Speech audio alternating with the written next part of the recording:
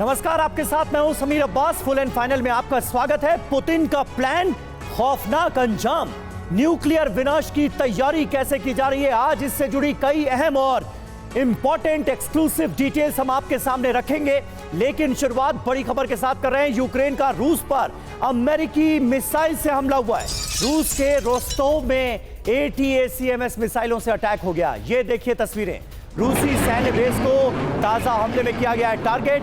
रूसी air defence ने ये पलटवार किया है। रोस्तोव की तस्वीरें इस वक्त आपके सामने हैं, जहां रूसी सैन्य बेस को किया गया है टारगेट।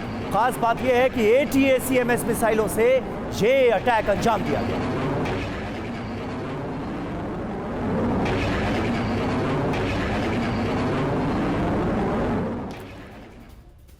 और रोस्तोव में 10 ATACMS मिसाइलों का इस्तेमाल किया गया है। इनसे बोला गया है हमला। इसके अलावा स्टॉर्म शैडो मिसाइलों का भी इस्तेमाल किया गया है, जो कि ब्रिटेन से हासिल हुई है। यूक्रेन को कुम्स मेटल प्लांट को ताजा हमले में किया गया है टारगेट। यूक्रेनी हमले में भारी नुकसान का किया जा रहा है दावा।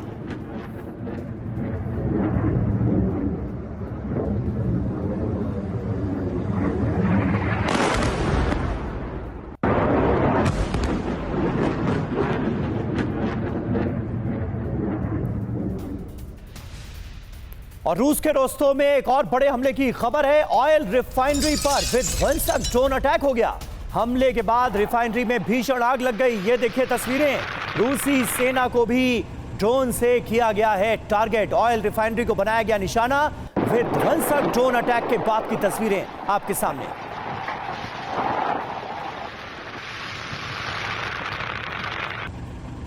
ये तस्वीरें आपको दिखा रहे हैं। रूसी सेना को भी ड्रोन से टारगेट किए जाने की खबर सामने आ रही है। लेकिन हमले के बाद देखिए रिफाइनरी में कैसे भीषण आग लग गई।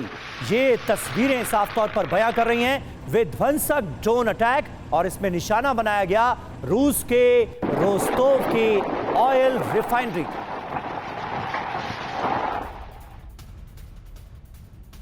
तो अब ये देखिए 3 तस्वीरें इस वक्त आपके सामने हैं। एक तो ATACMS का इस्तेमाल एक बार फिर यूक्रेन ने रूस पर हमले के लिए किया है। लॉन्ग रेंज के हथियारों से लगातार यूक्रेन हमले कर रहा है, मानने को तैयार नहीं है। दूसरी तरफ आप देखिए ब्रिटेन से जो स्टॉर्म शैडो मिसाइलें मिली हैं यूक्रेन को, उससे भी अटैक किया गया है। यानी अमेरिका का ATACMS और ब्रिटेन का स्टॉर्म शैडो, दोनों का इस्तेमाल किया जा रहा है रूस के खिलाफ। इसके अलावा रोस्तोव की एक ऑयल रिफाइनरी को कैसे टारगेट किया गया है, ड्रोन से हमला करके पूरी रिफाइनरी को बर्बाद कर दिया गया।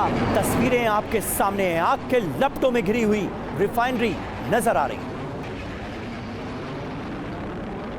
और हमारे साथ GD बख्शी साहब मौजूद हैं, मेजर जनरल GD बख्शी। सबसे पहले मैं अब आपसे जानना चाहूंगा, ये तस्वीरें जो हैं ये क्या कहानी बयां कर रही हैं? एक बात तो बिल्कुल साफ है कि इतना कुछ हो जाने के बाद भी और रूस का बहुत कड़ा आक्रामक रुख सामने आने के बाद भी ना तो ATACMS का इस्तेमाल रुक रहा है, ना ही स्टॉर्म शैडो का।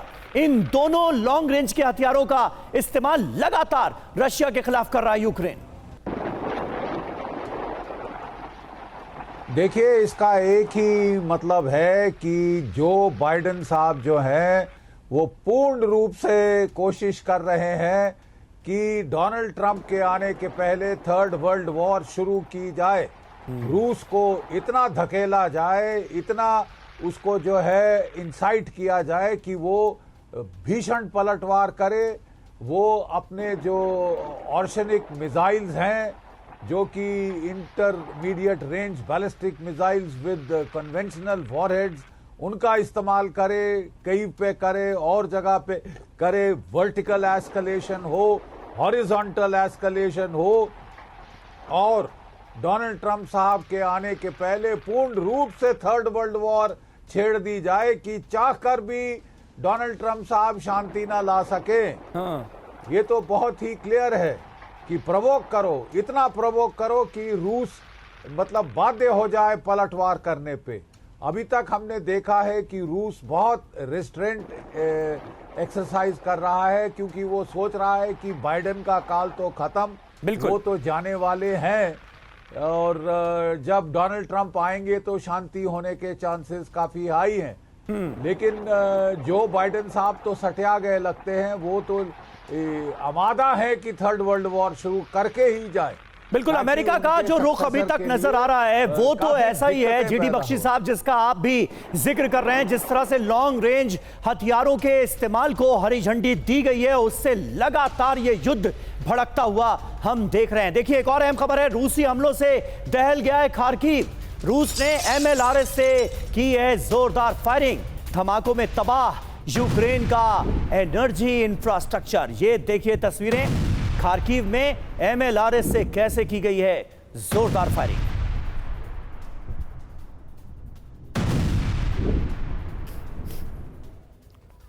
और वहीं वेस्ट बैंक में इजरायली हमलों से कोहराम मचा हुआ है। इस्लामिक रेजिस्टेंस के ठिकानों पर यहां बमबारी की गई है।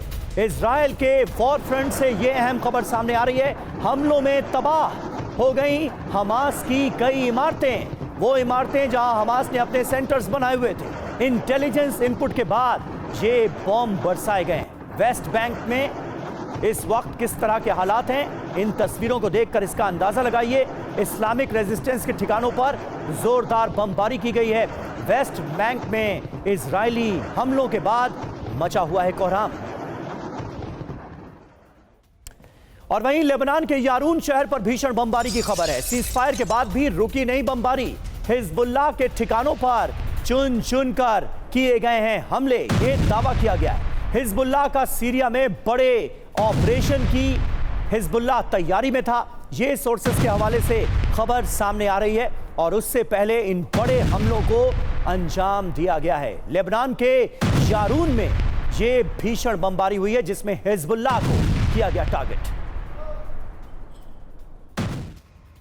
और वहीं सीरिया से एक बड़ी खबर है, सीरिया के टार्टस में दंगे भड़क गए हैं। विद्रोहियों और सेना के खिलाफ लोगों का प्रदर्शन शुरू हो गया है। टार्टस में सुरक्षा बहाल करने की मांग की जा रही है।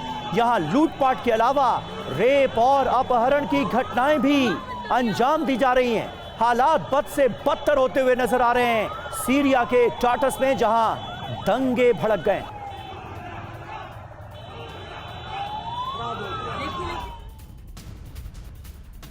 और अब ब्राजील से एक अहम तस्वीर आपको दिखाएंगे। ब्राजील में 56 मीटर ऊंचा क्रिसमस ट्री गिर गया।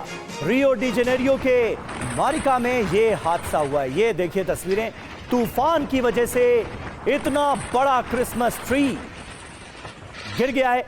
काम कर रहे मजदूरों पर यह क्रिसमस ट्री आ गिरा और इसकी वजह से एक शख्स की मौत हो गई है, 2 लोग जख्मी बताए जा रहे हैं। ये देखिए तस्वीरें, ब्राजील के रियो डी जेनेरियो की तस्वीरें आपको दिखा रहे हैं, जहां पर एक विशालकाय क्रिसमस ट्री जो बनाया गया था वो लोगों पर गिर गया है। एक की मौत हो गई है, 2 लोग जख्मी।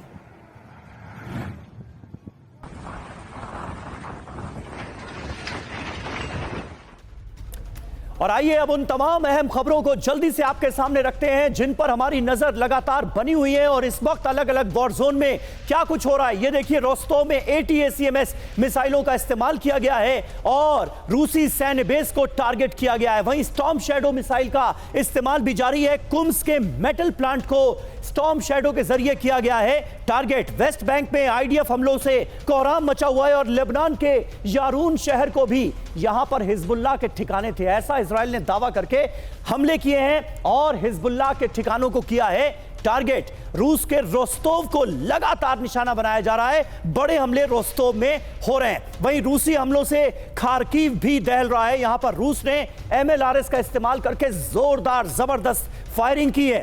टार्टस में सुरक्षा बहाल करने की मांग की जा रही है, लेकिन यकीन जानिए इस वक्त टार्टस के हालात जो हैं वो बेहद खराब है। यहां पर दंगे भड़के हुए हैं जिनको रोकना मुश्किल हो रहा है। जो सीरियाई सेना के जवान हैं और जो विद्रोही गुट हैं वो आपस में भिड़े हुए हैं यहां पर। और एक क्रिसमस ट्री की तस्वीर भी हमने आपको दिखाई कि किस तरह से जश्न का ये पूरा मौका जो है वो फीका पड़ गया। रियो डी जेनेरियो में एक क्रिसमस ट्री, विशाल क्रिसमस ट्री गिरता है और उसके नीचे आ जाते हैं लोग। एक शख्स की मौत हो गई है और 2 लोग घायल हैं। वहीं बड़ी खबर है, रूसी न्यूक्लियर वेपन पर एक विस्फोटक रिपोर्ट सामने आई। रूस के करीब 1710 न्यूक्लियर वेपन तैनात हो गए। अमेरिका को रूस से सबसे बड़ा खतरा है, ये इस रिपोर्ट में कहा गया है। अमेरिकी Congress research service in focus की ये रिपोर्ट है जिसमें ये बड़े दावे किए गए हैं। अलग अलग न्यूक्लियर फोर्स के साथ रूस सबसे सक्षम प्रतिद्वंदी है, ये कहा गया है।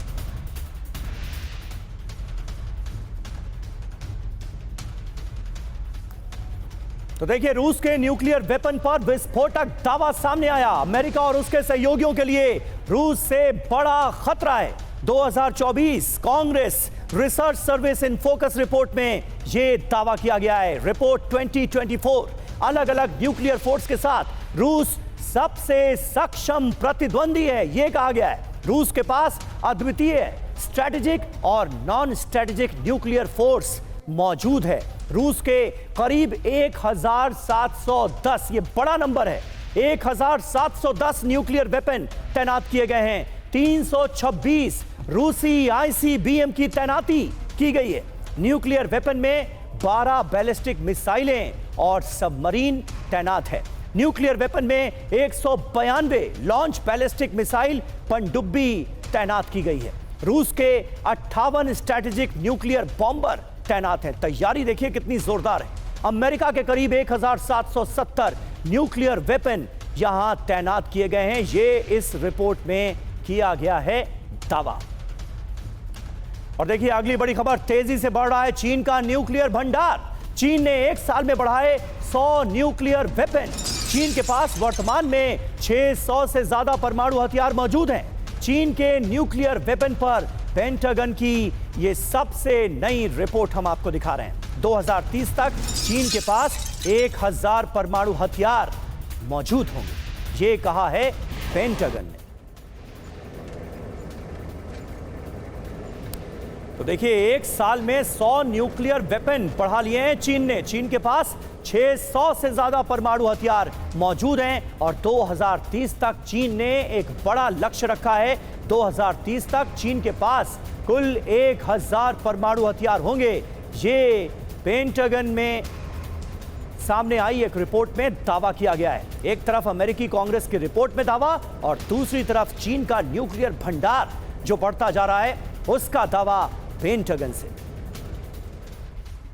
और आइए कुछ और डिटेल हम आपके साथ साझा करते हैं। चीन के न्यूक्लियर भंडार में कैसे बढ़ोतरी की जा रही है ये आपको दिखाते हैं। बीजिंग ने पिछले साल अपने भंडार में 100 न्यूक्लियर वेपन बढ़ाए। चीन के पास वर्तमान में 600 से ज्यादा परमाणु हथियार मौजूद हैं, ये पेंटागन ने बताया है। 2030 तक चीन के पास 1000 परमाणु हथियार हो जाएंगे। ट्रंप प्रशासन की चीन नीति पर अनिश्चितता के बीच पेंटागन की यह रिपोर्ट सामने आई है। चीन अपने घोषित रक्षा बजट से 40% ज्यादा खर्च करता है, यह भी इस रिपोर्ट में कहा गया है। 2024 में कुल रक्षा व्यय में 330 से 450 बिलियन डॉलर की बढ़ोतरी की गई। अमेरिका का रक्षा बजट 880 बिलियन डॉलर तक पहुंच गया है। और एक और अहम खबर, दुनिया में बढ़ा न्यूक्लियर जंग का खौफ। तेजी से बढ़ रही है परमाणु बंकर की बिक्री। परमाणु हमलों से बचाने वाले शेल्टर्स की मांग में अचानक से इजाफा हुआ है। हथियारों पर सालाना खर्च 91 बिलियन डॉलर, 91 बिलियन डॉलर के पार पहुंच गया है। फेमा के हवाले से एसोसिएटेड प्रेस का ये बड़ा दावा सामने आया है।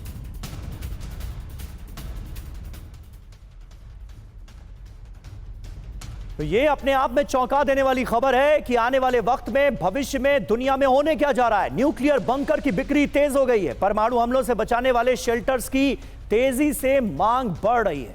हमलों से बचने के लिए निजी बंकर्स की भारी डिमांड है। हथियारों पर सालाना खर्च 91 बिलियन डॉलर के पार पहुंच गया है। बॉम्ब शेल्टर्स का मार्केट 2030 तक 175 मिलियन डॉलर होने का अनुमान है। अमेरिकी एजेंसी फेमा ने शेल्टर्स पर जारी की है ये गाइडलाइंस। और वहीं जर्मनी में लोगों को परमाणु हमले का डर सता रहा है। 58% लोगों को न्यूक्लियर हमले का डर है। सर्वे में ये बात सामने आई है। 57% लोगों को परमाणु हादसे का खतरा है। जर्मनी के ऑफिस फॉर रेडिएशन प्रोटेक्शन यानी BfS ने ये सर्वे अंजाम दिया है, जिसकी फाइंडिंग आपके सामने।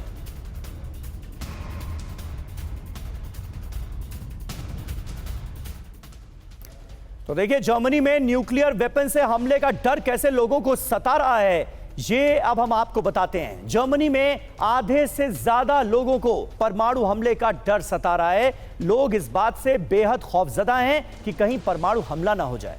जर्मनी के office for radiation protection BfS का यह सर्वे है, जिसकी फाइंडिंग्स अब हम आपको दिखा रहे हैं। ये देखिए, करीब 58% लोगों को परमाणु हथियारों के इस्तेमाल का डर सता रहा है, वो खौफजदा हैं। 57% लोगों को परमाणु हादसे का खतरा महसूस हो रहा है। 94%, 94% लोगों ने बताया है कि अब तक रेडिएशन से बचने के कोई उपाय हमारे पास नहीं है। जर्मनी के लोगों में रेडिएशन के खतरे को लेकर चिंता है, वो वरिड है। डर का मुख्य कारण यूक्रेन के खिलाफ चल रहा रूस का युद्ध है। कब क्या हो जाए कोई कह नहीं सकता।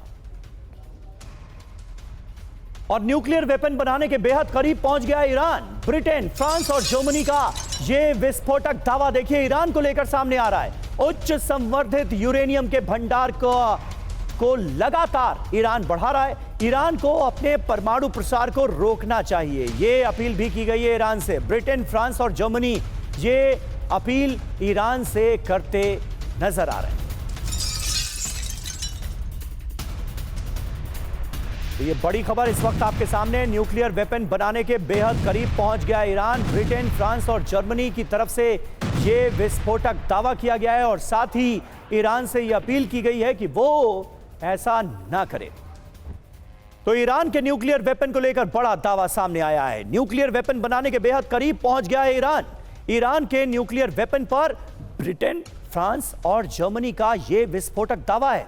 उच्च संवर्धित यूरेनियम के भंडार को बहुत तेजी से ईरान बढ़ा रहा है, इसमें इजाफा कर रहा है। ईरान को अपने परमाणु प्रसार को रोकना चाहिए, यह भी ब्रिटेन, फ्रांस और जर्मनी जैसे मुल्कों की तरफ से कहा गया है। 60% तक संवर्धित यूरेनियम रखने वाला एकमात्र गैर परमाणु हथियार संपन्न देश ईरान बन चुका है, ये IAEA भी कह रहा है। ईरान के परमाणु हथियारों का सच जानने तेहरान जा रही है IAEA की टीम।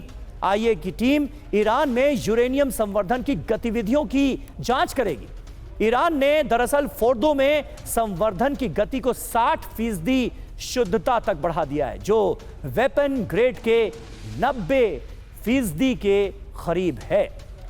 और हमारे साथ GD बख्शी साहब मौजूद हैं। बख्शी साहब, ये हो क्या रहा है और ये तमाम पश्चिमी देश जो अपने यहां तो परमाणु हथियारों का जखीरा इकट्ठा करने में लगे हुए हैं, सारी बंदिशें ईरान पर ही क्यों डालना चाहते हैं? और इस वक्त परमाणु हथियारों से दुनिया किस कदर खतरे में है, जरा बताइए सर।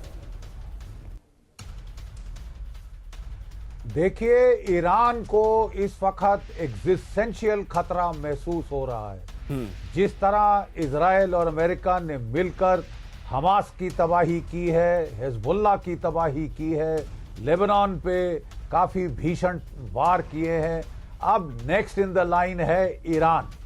और अगर ईरान बचना चाहता है तो उसके पास एकमात्र तरीका है कि अगर वो डिटर करना चाहता है इजरायली अटैक को, अमेरिकन अटैक को, उसको न्यूक्लियर जाना ही होगा। उसने देखा है किस तरह नॉर्थ कोरिया ये इनके हमलों से बचा और तभी बचा जब वो न्यूक्लियर देश हो गया। तो अगर वो बचना चाहता है तो मैं समझता हूं ईरान के पास कोई चारा नहीं कि वो न्यूक्लियर हो जाए, कि वो न्यूक्लियर कैपेबिलिटी हासिल कर ले। और इसको रोकने के लिए इजराइल, अमेरिका पूरी कोशिश करेंगे। तो ये युद्ध के आसार एस्केलेट होते हुए इजराइल ईरान के बीच अब बहुत ही साफ होते जा रहे हैं। बिल्कुल, ये बहुत महत्वपूर्ण बात आपने कही बख्शी साहब। और निश्चित तौर पर खतरा भी लगातार बढ़ता जा रहा है, क्योंकि तमाम देश, ऐसा लग रहा है मानो होड़ सी मची हुई है कि कौन कितने परमाणु हथियार इकट्ठा करेगा। हालात बद से बदतर होते हुए नजर आ रहे हैं। वहीं इजरायली हमलों से थर्राया है यमन का सना और होदैदा शहर। इजराइल का बदला किस तरह से जारी है ये आप देखिए। 24 घंटे के अंदर अंदर हूती से इजराइल का बड़ा बदला। हूती के ठिकानों पर IDF का विध्वंसक हमला हुआ है। मिसाइल हमले में हूती का पावर प्लांट तबाह हो गया है।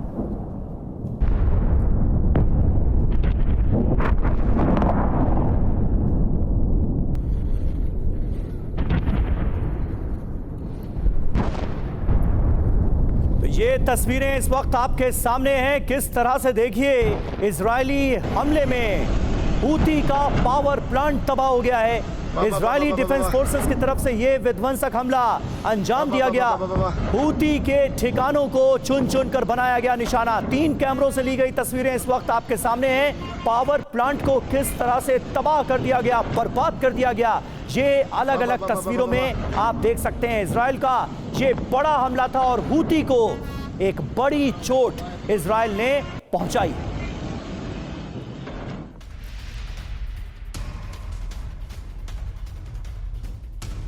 और वहीं यमन में हूती के ठिकानों पर रात भर बमबारी की गई है। 14 इजरायली फाइटर जेट्स ने घंटों बम बरसाए। रिफ्यूलर और स्पाई विमान भी हमले में शामिल थे। यमन की राजधानी सना में बमबारी से भारी तबाही मची है। तस्वीरें आप देखिए। यमन के होदाइदा में हमले के बाद पूरी तरह से ब्लैकआउट हो गया।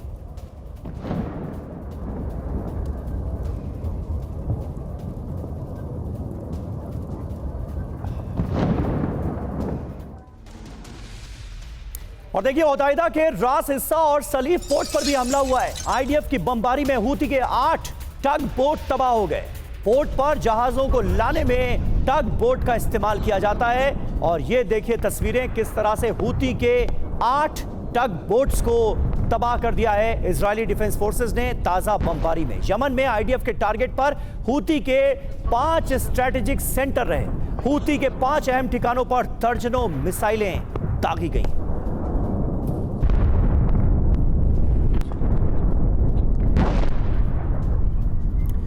तो अब ये 3 बड़ी खबरें एक साथ आपके सामने हैं। 24 घंटे के अंदर हूती से इजराइल का बदला। यमन में हूती के ठिकानों पर रात भर बमबारी की गई है। आईडीएफ की बमबारी में हूती के 8 टग बोट्स पूरी तरह से तबाह कर दिए गए हैं। और वहीं लेबनान की तरह यमन पर इजराइल का हमला हो रहा है। राजधानी तक इजरायली एयरफोर्स बमबारी कर रही है। सलीफ पोर्ट पर हमले में 7 लोगों की मौत की खबर है। रास हिस्सा ऑयल फैसिलिटी पर हमले में 2 लोगों की मौत की खबर है। यमन में हूती के अल मसीरा टीवी की तरफ से ये दावा किया गया है।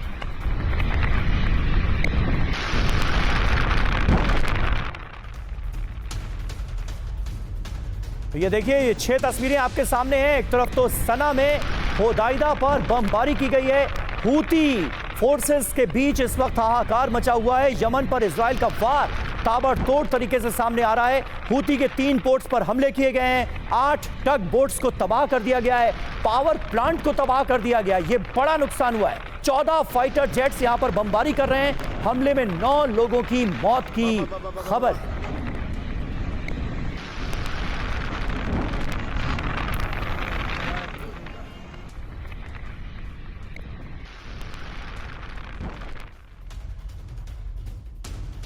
तो हूती पर इजराइल की भीषण बमबारी। इजरायली हमलों से थर्राया यमन का सना और होदाइदा शहर।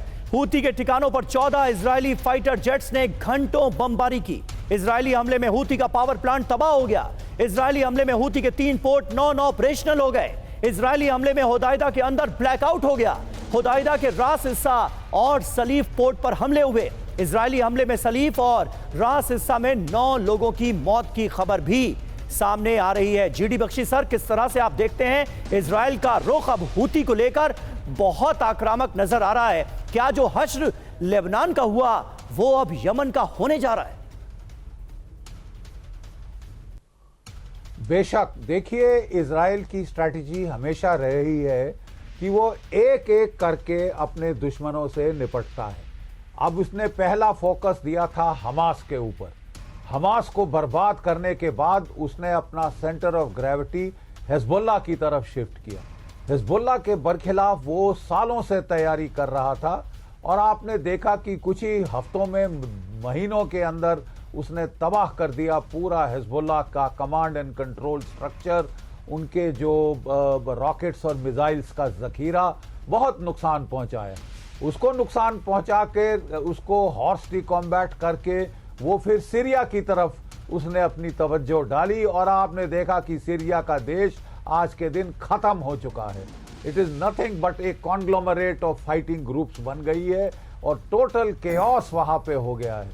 अब उसने जो देखा कि ये सारे दुश्मनों का सफाया करके जो सबसे दूर दुश्मन है, जो कि हौती है, जो अभी तक बचा हुआ था, उसके बरखिलाफ उसने कंसर्टेड अटैक शुरू किए हैं। उसके पावर प्लांट्स पे, उसके पोर्ट्स के ऊपर, टग बोट्स के ऊपर और उनके जो स्टोरेज साइट्स हैं उनके ऊपर उसने भीषण हमले किए हैं। और मुझे लगता है कि ये हमले चलते रहेंगे जब तक कि वो इनको भी ठिकाने ना लगा दे। ये बहुत महत्वपूर्ण है। और यमन में इस वक्त जो तस्वीरें सामने आ रही हैं, जो यमन से खबरें सामने आ रही हैं, वो इसकी तस्दीक कर रही हैं कि किस तरह से अब इजराइल का पूरी तरह से निशाना यमन नजर आ रहा है। यमन के वो इलाके नजर आ रहे हैं जो हूती के बड़े सेंटर्स माने जाते हैं। और देखिए, बड़ी खबर है, अलास्का के पास रूसी न्यूक्लियर बॉम्बर TU-95 की उड़ान। रूसी TU-95 ने 15 घंटे तक अलास्का में उड़ान भरी है। TU-95 पर रूसी रक्षा मंत्रालय का दावा। अलास्का कोस्ट के पास बेरिंग और चुकची सी के पास ये उड़ान भरी गई। अचानक रूसी न्यूक्लियर बॉम्बर्स की उड़ान से टेंशन में है नेटो।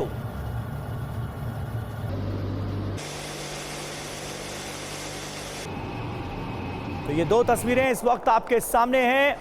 रूसी न्यूक्लियर बॉम्बर की उड़ान के बाद जाहिर है नेटो देशों में इस वक्त जबरदस्त टेंशन है कि आने वाले वक्त में होने क्या जा रहा है। रूसी न्यूक्लियर बॉम्बर्स अचानक एक्शन में क्यों आ गए?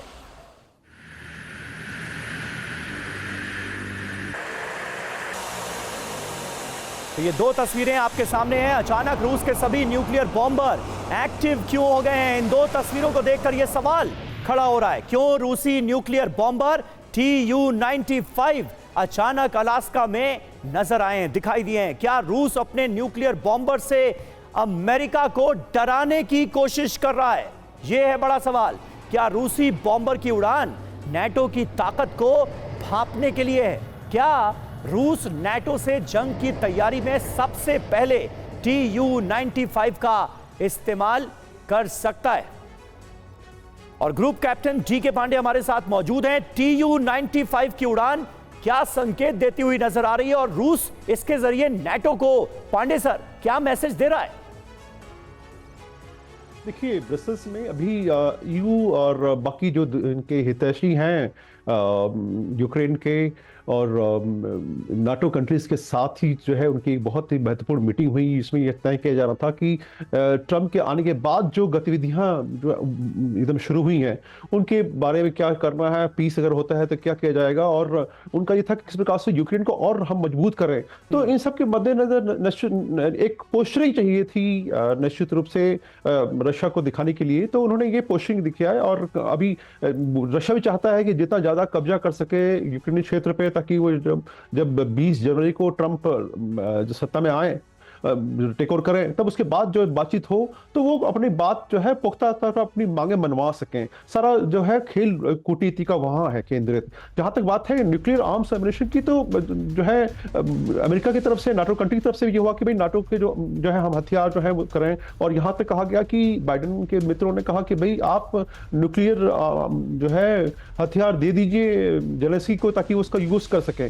तो ये सब दोनों तरफ से ऐसी बातें कही गई ताकि जो है तनाव में जो है किसी प्रकार का जो नियंत्रण है दोनों पक्षों का वो बना रहे और बढ़ाने की बात की जा रही है। क्योंकि निगोशिएशन टेबल पर जाएंगे तो निश्चित रूप से उनके हाथ में होना चाहिए ताकि वो कुछ अपनी बात कहलवा सकें, अपनी जो उनका एजेंडा पूरा कर सकें। महत्वपूर्ण बात यह है कि अभी जो हाल में केमिकल न्यूक्लियर जो उनके हेड थे आविष्कार, लेफ्टिनेंट जनरल आविष्कार, उनको जो मारा गया, हालांकि वो आतंकी घटना कुछ लोग कह रहे हैं, कुछ लोग कह रहे हैं कि भाई यूक्रेन का उसमें हाथ है। हाँ। और या कहा जाए दूसरे शब्दों में, जब यूक्रेन हम कहते हैं तो साथ में नाटो कंट्रीज का वो पक्ष कहा जाएगा। तो इस प्रकार से जो है दोनों तरफ से जो है हालात ऐसे पैदा किए गए हैं कि तनाव में जो है कोई कमी ना हो, क्योंकि जो आर्म्स लॉबी है वो चाहती है कि युद्ध चलता रहे, उनके ऑर्डर्स पूरे हो। तो थोड़ा सा स्थिति जो है, परिस्थितियां जो है वो थोड़ा सा इस समय जो है वो खराब होती हुई दिख रही है। लेकिन आप ये मानते हैं कि 20 जनवरी के बाद इसमें बड़ा चेंज आएगा, बड़ा बदलाव आएगा?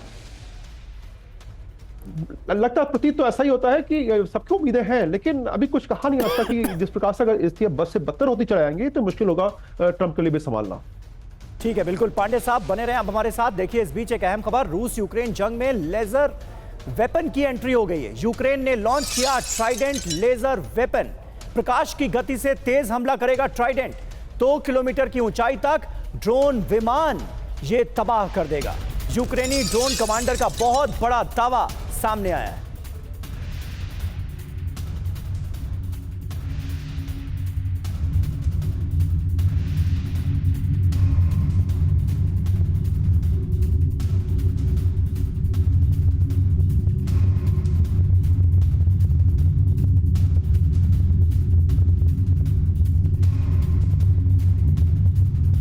देखिए, बड़ी खबर, इससे जुड़ी तस्वीर आपके सामने। प्रकाश की गति से तेज हमला करेगा ट्राइडेंट। 2 किलोमीटर की ऊंचाई तक ड्रोन विमान ये तबाह कर सकता है। यूक्रेनी ड्रोन कमांडर का ये बहुत बड़ा दावा सामने आया है।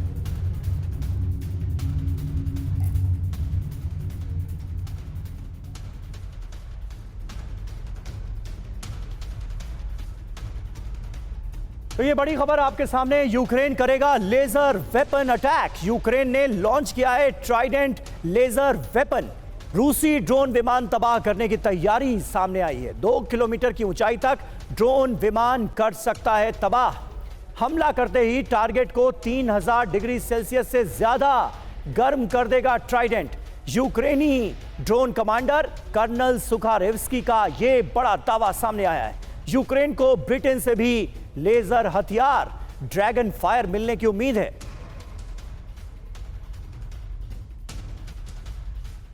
और डोनबास को वापस नहीं ले सकता यूक्रेन। क्रीमिया को रूस से वापस लेने की ताकत नहीं है। यूक्रेनी राष्ट्रपति ज़ेलेंस्की का यह बड़ा कबूलनामा भी सामने आ गया है।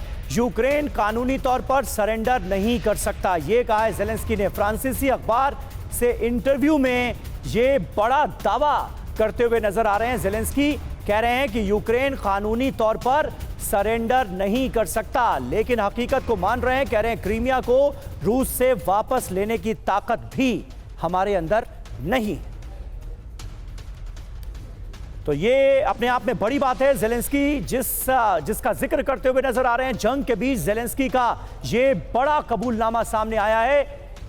ज़ेलेंस्की का जवाब देखिए, यूक्रेनी सेना में इतनी ताकत नहीं है कि वो क्रीमिया को वापस ले ले। क्या डोनबास क्रीमिया को फिर वापस ले सकता है यूक्रेन? ये सवाल उनसे पूछा गया था, जिसके जवाब में ज़ेलेंस्की ने इस बात का जिक्र किया है, अंतर्राष्ट्रीय समुदाय को पुतिन पर कूटनीतिक दबाव डालना चाहिए। वो इस बात का जिक्र करते हुए नजर आ रहे हैं। इंटरनेशनल कम्युनिटी से एक तरह की अपील सीधे तौर पर नजर आती है। जंग के बीच ये प्रेसिडेंट ज़ेलेंस्की का बड़ा कबूलनामा सामने आया है। सवाल, क्या रूसी कब्जे वाले क्षेत्रों को छोड़ने पर ज़ेलेंस्की विचार करेंगे? जवाब देखिए, कानूनी तौर पर सरेंडर नहीं करेगा यूक्रेन, ये ज़ेलेंस्की ने क्लियर किया है। अगला सवाल, क्या यूक्रेन नाटो में शामिल होगा? वो मुद्दा जिसकी बुनियाद पर इस जंग की शुरुआत हुई। ज़ेलेंस्की का जवाब है, हमें नहीं पता। इतने साल तक जंग करने के बाद ज़ेलेंस्की को यह नहीं पता कि उन्हें नाटो का हिस्सा बनाया जाएगा या नहीं, नाटो मेंबरशिप मिलेगी या नहीं, क्या यूरोपीय संघ का हिस्सा बनेगा यूक्रेन? सवाल यह था। जवाब देखिए, हां, लेकिन कब, यह भी हमें पता नहीं है, ये कह रहे हैं ज़ेलेंस्की का ये कबूलनामा। बख्शी सर, इसे क्या माना जाए, इसे कैसे आप देखते हैं? इतने सालों की जंग लड़ने के बाद ज़ेलेंस्की को यह भी पता नहीं कि वो नाटो के मेंबर बनेंगे या नहीं बनेंगे। यूरोपीय संघ के मेंबर तो बन जाएंगे ऐसा उनको लगता है, लेकिन कब बनेंगे यह भी नहीं पता। हासिल क्या हुआ यूक्रेन को? नहीं,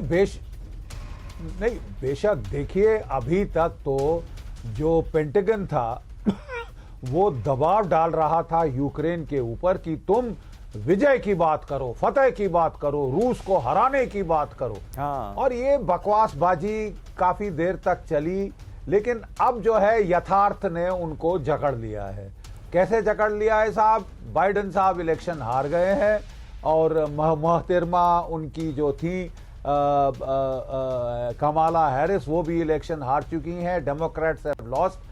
और जो डोनाल्ड ट्रंप साहब आ रहे हैं, उन्होंने साफ कह दिया है कि मैं पहले दिन जिस दिन मैं चार्ज लेता हूं, मैं रूस और यूक्रेन के बीच सीज फायर कराऊंगा। हाँ। और उन्होंने साफ बोल दिया है यूक्रेन को कि तुमको लॉस ऑफ टेरिटरी एक्सेप्ट करना पड़ेगा।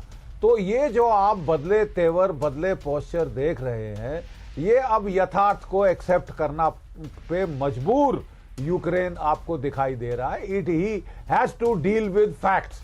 अभी तक तो वो आप फिक्शन प्रोपगेट करते रहे टीवी चैनल्स पे, सोशल मीडिया चैनल्स पे, इंफॉर्मेशन वॉर करते रहे लेकिन अब आपको रियलिटी से डील करना पड़ेगा। रियलिटी यह है कि पूरा डॉनबास रूस ने जकड़ लिया है, पूरा क्रीमिया रूस की ऑक्यूपेशन के अंदर है और लैंड ब्रिज टू क्रीमिया भी सिक्योर कर लिया गया है। 20% इलाका यूक्रेन का अब रशिया के कब्जे में है और कोई ताकत उसको हिला नहीं सकती। यूक्रेन तो बिल्कुल नहीं हिला सकता। जो थोड़ा बहुत इलाका उन्होंने कुर्स्क का पकड़ा था रूस के अंदर, वहां से भी 45% तो रूस ने वापस ले लिया है और अगले कुछ हफ्तों में लगता है वो बिल्कुल क्लियर कर दे। और ये जो बात वो कह रहे हैं कि इंटरनेशनल कम्युनिटी जो है वो डिप्लोमेटिक प्रेशर बनाए रशिया के ऊपर, इसका क्या मतलब है? किस तरह का प्रेशर बनाया जा सकता है रशिया के ऊपर? नहीं, देखिए, अब आप रशिया को 3 साल लड़ाने के बाद इस पे थोड़ी ना मजबूर करेंगे कि हाँ नहीं साहब ये यूक्रेन जो है नेटो का हिस्सा बनेगा। हाँ। नंबर 1 और नंबर 2 कि आप यूक्रेन में अमेरिकी फौजें या नेटो की फौजें एक्सेप्ट करें एज क्या कहते हैं सीज फायर के तहत, बिल्कुल नहीं एक्सेप्ट करेगा रूस इसको। क्योंकि वो लड़ा किस लिए है 3 साल? लड़ा इसलिए कि ये नेटो का मेंबर नहीं बन सकता। हाँ। नेटो की फौजें यहां नहीं आ सकती। और अब आप बोलें कि साहब सीज फायर के बहाने आप एक्सेप्ट करें डीमिलिटराइज जोन, आप एक्सेप्ट करें कि इसको पीस कीपर जो होंगे यूरोपीय देश होंगे, तो आई डोंट थिंक रूस इसको एक्सेप्ट करने वाला है। बिल्कुल। अगर पीस कीपर्स आएंगे तो वो न्यूट्रल देशों के होने पड़ेंगे, जैसे कि इंडिया और एशियन देश वगैरह, जो कि इसमें इन्वॉल्व नहीं है। बिल्कुल सही बात है। और यूक्रेन के राष्ट्रपति ज़ेलेंस्की का ये कबूलनामा देखकर एक ही बात याद आती है कि बदले बदले से सरकार नजर आते हैं। वहीं देखिए यूक्रेन में सैनिक तैनात कर सकते हैं यूरोपीय देश, ये बड़ी खबर आ रही है। रूस से सीज फायर होने पर सैनिकों की तैनाती, यूक्रेन में 1 लाख शांति सैनिकों की तैनाती का प्लान है। रॉयटर्स की रिपोर्ट में ये बड़ा दावा किया गया है। रूस से सीज फायर होने की सूरत में सैनिकों को तैनात किया जाएगा। 1 लाख शांति सैनिकों की तैनाती की बात सामने आ रही है। तो यूक्रेन में यूरोपीय यूनियन की सेना, जी हां, यूक्रेन में 1 लाख शांति सैनिकों की तैनाती का प्लान है। रूस से सीज फायर होने पर यूक्रेन जा सकते हैं ईयू के ये शांति सैनिक। ब्रिटेन, फ्रांस, जर्मनी, इटली और पोलैंड रोटेशन में भेज सकते हैं सैनिक। पेरिस में मैक्रोन, ज़ेलेंस्की की मौजूदगी में ट्रंप ने यह प्रस्ताव रखा था।